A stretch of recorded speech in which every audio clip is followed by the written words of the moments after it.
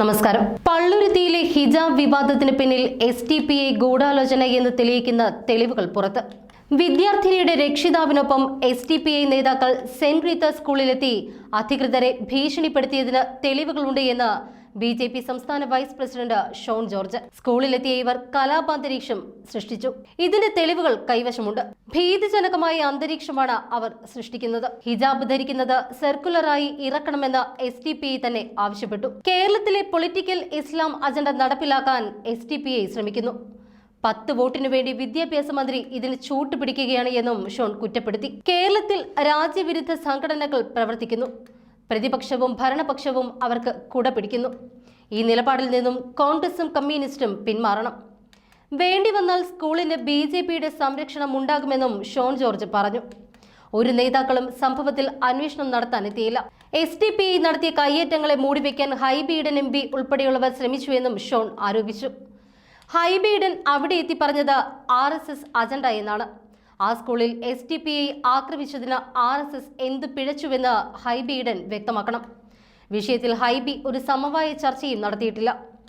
അതേസമയം സ്കൂൾ തലത്തിൽ സമവായമുണ്ട് എങ്കിൽ നല്ലതാണ് എന്ന് മന്ത്രി V ശിവൻകുട്ടി പറഞ്ഞു.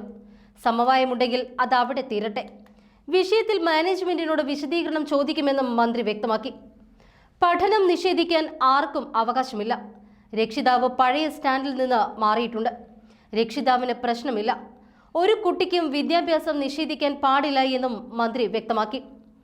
സമ്മർദ്ദവുമായി SDPI ശിരോവസ്ത്രം ധരിച്ച് പഠനം തുടരാൻ പെൺകുട്ടികൾക്ക് സ്കൂൾ അധികൃതർ അനുമതി നൽകണം എന്ന വിദ്യാഭ്യാസ മന്ത്രി V ശിവൻകുട്ടിയുടെ പ്രസ്താവന നടപ്പിലാക്കാൻ നിർദ്ദേശം നൽകണമെന്ന് SDPI സംസ്ഥാന പ്രസിഡന്റ് CPA ലത്തീഫ് പറഞ്ഞു. മതേതര മൂല്യങ്ങൾ ഉയർത്തിപ്പിടിക്കുന്ന കേരളത്തിൽ ഒരു വിദ്യാർത്ഥിക്കും ഇത്തരം ദുരനുഭവങ്ങൾ ഉണ്ടാകാൻ പാടില്ല എന്നും ഭരണഘടനാപരമായ അവകാശങ്ങൾ ലംഘിക്കാൻ ഒരു വിദ്യാഭ്യാസ സ്ഥാപനത്തെയും അനുവദിക്കില്ല എന്നും സർക്കാർ ഈ വിഷയത്തിൽ തുടർന്നും ജാഗ്രത പുലർത്തുമെന്നുള്ള വിദ്യാഭ്യാസ മന്ത്രിയുടെ നിലപാട് അഭിലഷണീയമാണ് എന്നും അദ്ദേഹം പറഞ്ഞു. മന്ത്രിയുടെ പ്രസ്താവന സർക്കാരിന്റെ നിലപാടാണ്. അത് നടപ്പിലാക്കാൻ സർക്കാരിന് ബാധ്യതയുണ്ട്.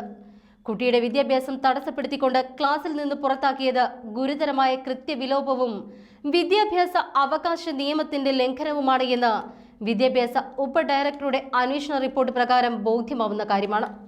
സ്ഥാപനങ്ങളുടെ നിയമാവലി ഭരണഘടനയ്ക്ക് മുകളിലല്ല. വിശ്വാസ ആരാധനാ സ്വാതന്ത്ര്യം ഭരണഘടന ഉറപ്പാക്കുന്ന മൗലിക അവകാശമാണ് എന്ന് SDPI സംസ്ഥാന പ്രസിഡന്റ് കുറ്റപ്പെടുത്തി. വിഷയത്തിൽ കൃത്യമായ നിലപാട് പറയാതെ കലക്കവെള്ളത്തിൽ മീൻ പിടിക്കുന്ന സമീപനമാണ് ഹൈബി ഈഡൻ MP നടത്തിയത് എന്നും ഇതാണ് ഒത്തുതീർപ്പ് നാടകത്തിലൂടെ പുറത്തായത് എന്നും ഷോൺ പറഞ്ഞു. സംസ്ഥാനത്തെ എയ്ഡഡ് അൺഎയ്ഡഡ് വിദ്യാഭ്യാസ സ്ഥാപനങ്ങളിൽ ഭരണഘടനാപരമായ അവകാശം സംരക്ഷിക്കണമെന്നാവശ്യപ്പെട്ടുകൊണ്ട് സർക്കുലർ ഇറക്കാൻ സർക്കാർ തയ്യാറാവണമെന്നും SDPI സംസ്ഥാന പ്രസിഡന്റ് ആവശ്യപ്പെട്ടു.